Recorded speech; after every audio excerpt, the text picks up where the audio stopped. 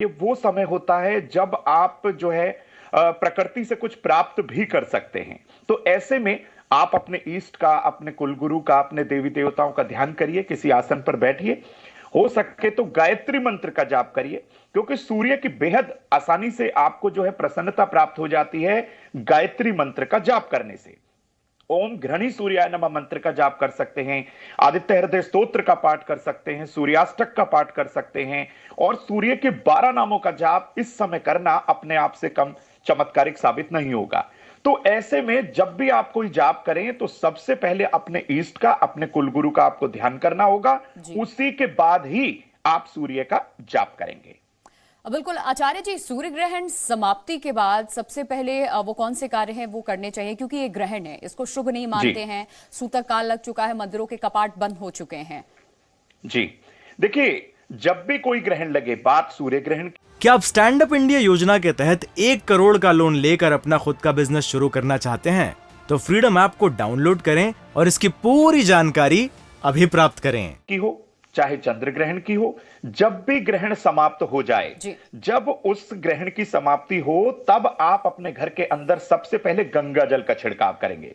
क्योंकि देखिए, ग्रहण काल के समय जब सूर्य ग्रसित होता है तो ये ऊर्जा देता है, प्रकाश देता है, और जब इसका प्रकाश इस धरती पर नहीं आता तो कहीं ना कहीं बैक्टीरिया का जो है फैलना मतलब लाजमी हो जाता है, बहुत ज्यादा फैल जाता है। तो ऐसे में आप गंगा जल का छिड़काव करके अपने आप को स्वस्थ बना सकते हैं, और थोड़े से गंगा जल का सेवन भी करना चाहिए।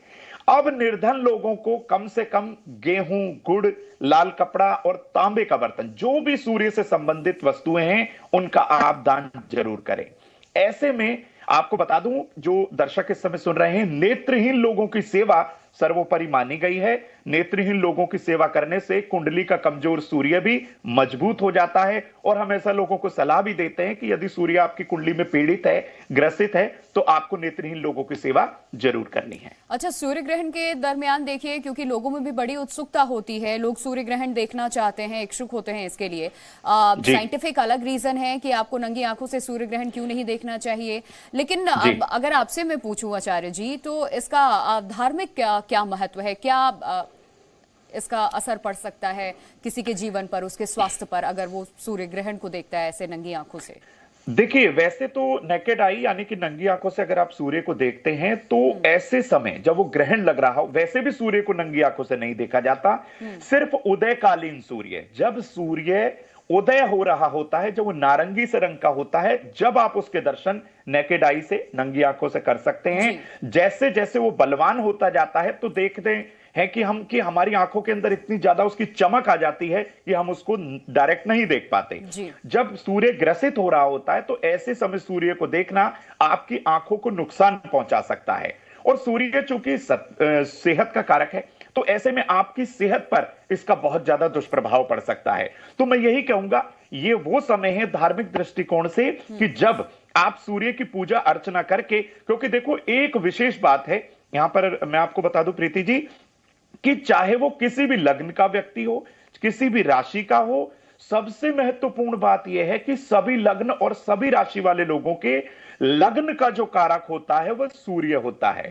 चाहे आप किसी भी राशि के, किसी भी लग्न के, आपको अगर सेहत चाहिए तो कुंडली में सूर्य को मजबूत जरूर करना होगा। तो ऐसे में आप सूर्य की उपासना करिए, सूर्य चालीसा का पाठ करिए, सूर्य के 12 नामों का जाप करिए, आपके लिए अद्भुत और चमत्कारिक साबित होगा। अच्छा, ये सारे उपाय आपने बताए, जो लोग घर पे हैं वो ये प्रयास कर सकते हैं, ये उपाय कर सकते हैं, लेकिन उन लोगों के लिए भी कुछ बताइए जो उस वक्त दफ्तर में रहेंगे या कहीं वो ट्रैवल कर रहे हैं, उनके लिए मुमकिन नहीं है ये सब कुछ घर पे कर पाना, या फिर रात के वक्त वो ग्रहण खत्म होने के काफी लंबे बाद घर पहुंच रहे हैं, तो वो लोग क्या कर सकते हैं? इसके प्रकोप से कैसे बचे वो?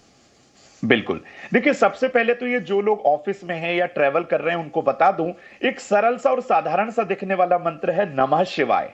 भगवान भोलेनाथ का यह साधारण सा दिखने वाला मंत्र अपने आप में अद्भुत और चमत्कारिक शक्तियां समेटे हुए है। भगवान शिव की पंचरूप से पूजा की जाती है। नमः शिवाय मंत्र का कम से कम 108 बार ट्रैवल के दौरान, बहुत छोटा सा मंत्र है ये, आप कहीं भी बैठकर आते जाते ट्रैवल करते आप इसको बहुत आसानी से इसका जाप कर सकते हैं।